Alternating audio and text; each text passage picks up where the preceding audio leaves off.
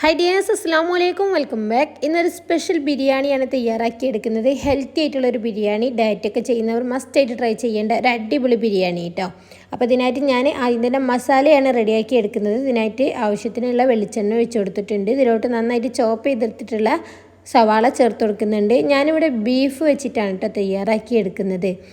അപ്പോൾ നമ്മുടെ സവാളൊക്കെ ഒന്ന് പെട്ടെന്ന് വഴന്ന് വരട്ടെ. എന്നിട്ട് നമുക്ക് ബാക്കിയുള്ള ചേരുവകളൊക്കെ ചേർത്ത് കൊടുക്കുക. അതിലേക്ക് ഇഞ്ചി, വെളുത്തുള്ളി, പച്ചമുളകും പേസ്റ്റാണ് ചേർത്ത് കൊടുത്തിട്ടുള്ളത്.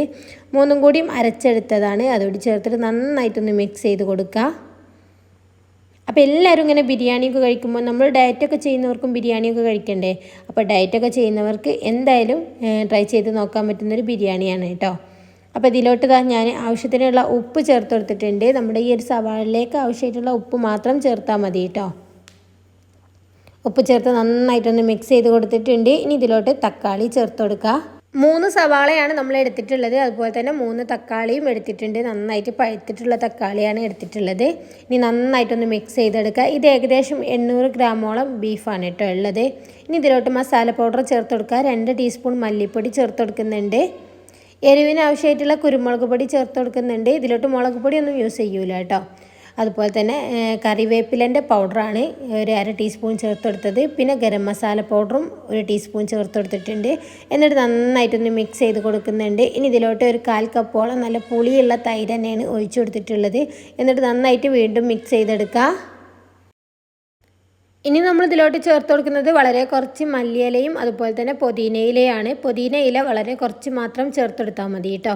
കാരണം നമ്മൾ ഓട്സ് വെച്ച് തയ്യാറാക്കുന്നതുകൊണ്ട് അതിൻ്റെ ഫ്ലേവർ കൂടിയാൽ അത്ര ടേസ്റ്റ് ഉണ്ടാവില്ല. ഇനി ഇതിലോട്ട് ബീഫാണ് ചേർത്ത് കൊടുത്തിട്ടുള്ളത്. അപ്പോൾ ഞാനിവിടെ ഉപ്പും മഞ്ഞളും അതുപോലെ തന്നെ കുരുമുളക് പൊടിയും ചേർത്തിട്ട് വേവിച്ചെടുത്ത ബീഫാണ്. അപ്പോൾ ബീഫിലേക്ക് വെള്ളമൊന്നും ഒഴിച്ചിട്ടുണ്ടായിരുന്നില്ല കേട്ടോ. പക്ഷേങ്കിലും നന്നായിട്ട് വെള്ളം വന്നിട്ടുണ്ട്. അപ്പോൾ ഇതൊന്നും ഇനി വറ്റിച്ചെടുക്കണം. ബീഫ് ഏകദേശം 85% വെന്തിട്ടുണ്ട്. അപ്പോൾ നമ്മൾ ഈ ഒരു വെള്ളം വറ്റുമ്പോഴേക്കും ബീഫ് നന്നായിട്ട് തന്നെ വെന്ത് കിട്ടിക്കോളും. ഇപ്പോൾ ബീഫൊക്കെ നന്നായിട്ട് തന്നെ കുക്കായി വന്നിട്ടുണ്ട്. നമുക്ക് ആവശ്യത്തിനുള്ള ആ ഒരു ഗ്രേവിയും കാര്യങ്ങളൊക്കെ ആയിട്ടുണ്ട് കേട്ടോ. ഇതൊരു സൈഡിലോട്ട് മാറ്റി വെക്കുക. ഇനി നമ്മുടെ ഓട്സ് റെഡിയാക്കി എടുക്കുക. നമ്മൾ നോർമലായിട്ട് റൈസാണ് റെഡിയാക്കി എടുക്കൽ. ഇന്ന് നമ്മൾ ഓട്സാണ് കേട്ടോ റെഡിയാക്കി എടുക്കുന്നത്.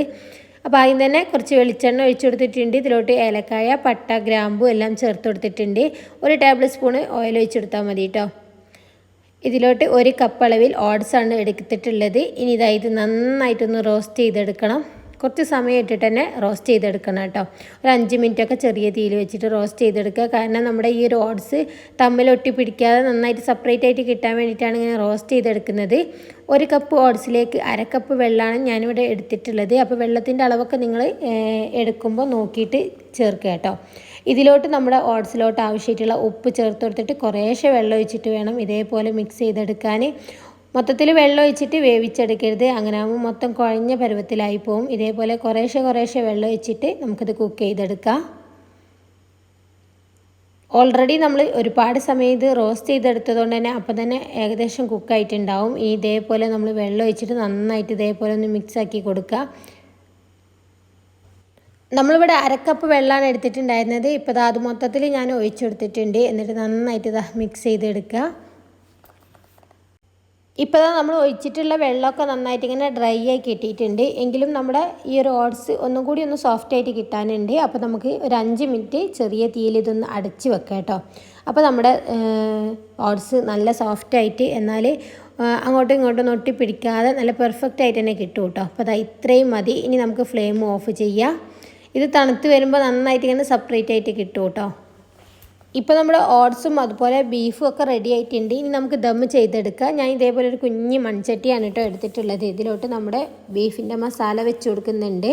ഇപ്പോൾ ഒരാൾക്ക് കഴിക്കാനുള്ളതാണ് കേട്ടോ ഞാനിവിടെ ഓട്സ് റെഡിയാക്കി എടുത്തിട്ടുള്ളത്. നമ്മുടെ മസാല നമുക്ക് ഗീ റൈസോ അല്ലെങ്കിൽ നമുക്ക് ചപ്പാത്തീൻ്റെ കൂടെ ഒക്കെ നല്ല കോംബോ ആണ്. ഇതിൻ്റെ മുകളിലോട്ടായിട്ട് നമ്മൾ റെഡിയാക്കി വെച്ചിട്ടുള്ള ഓട്സ് ഇട്ട് കൊടുക്കുക. നിങ്ങൾക്ക് ഓട്സ് കാണുമ്പോൾ തന്നെ അറിയാൻ പറ്റുന്നുണ്ടാവും നല്ല പെർഫെക്റ്റ് ആയിട്ടാണ് വന്നിട്ടുള്ളത്. അപ്പോൾ ഓട്സ് മൊത്തം ഇട്ട് കൊടുത്തിട്ടുണ്ട്. ഇതിൻ്റെ മുകളിലായിട്ട് കുറച്ചധികം തന്നെ ക്യാരറ്റ് ഗ്രേറ്റ് ചെയ്തതും അതുപോലെ മല്ലിയിലൊക്കെ ചേർത്ത് കൊടുക്കുന്നുണ്ട്. ഇനി നിങ്ങൾക്ക് കാഷ്നട്ടും കിസ്മിസും സവാളൊക്കെ റോസ്റ്റ് ചെയ്തിട്ട് വേണമെങ്കിൽ അങ്ങനെയും ചേർത്ത് കൊടുക്കാം കേട്ടോ. ഇനി അടച്ച് വെച്ചിട്ട് ഒരു 2-3 മിനിറ്റ് ഞാൻ ഗ്യാസിൽ ചെറിയ തീയിൽ വെച്ച് കൊടുക്കുന്നുണ്ട്. അപ്പോൾ ഇതിൻ്റെ ഫ്ലേവറൊക്കെ നന്നായിട്ട് തന്നെ മുകളിലോട്ട് വരും നമ്മുടെ ഓട്സിലേക്ക്. നല്ലൊരു ചൂടോടെ തന്നെ നമുക്കിത് കഴിക്കാം. അപ്പോൾ അതാ ഞാനൊരു പ്ലേറ്റിലോട്ട് സെർവ് ചെയ്യുന്നുണ്ട്. നമ്മുടെ മസാലയും ഓട്സും എല്ലാം കൂടിയും കൂട്ടിയിട്ട് അടിപൊളി ടേസ്റ്റാണ് കേട്ടോ. ഡയറ്റ് ചെയ്യുന്നവർക്ക് ബിരിയാണി ഒക്കെ കഴിക്കാൻ കൊതിയാകുമ്പോൾ തീർച്ചയായിട്ടും ട്രൈ ചെയ്ത് നോക്കാൻ വേണ്ട നല്ല അടിപൊളി റെസിപ്പിയാണ്. വീഡിയോ ഇഷ്ടമായിട്ടുണ്ടെങ്കിൽ ലൈക്ക് ചെയ്യണം. അതുപോലെ ഞാൻ ചാനൽ ആദ്യമായിട്ട് കാണുന്ന കൂട്ടുകാരാണെങ്കിൽ പ്ലീസ് ഒന്ന് സബ്സ്ക്രൈബ് ചെയ്ത് സപ്പോർട്ട് ചെയ്യുക. ഇൻഷാ അല്ലാഹ് നല്ല നല്ല വീഡിയോസുകളൊക്കെ ആയിട്ട് വീണ്ടും വരാം. അതുവരേക്കും താങ്ക് യു ഫോർ വാച്ചിങ്.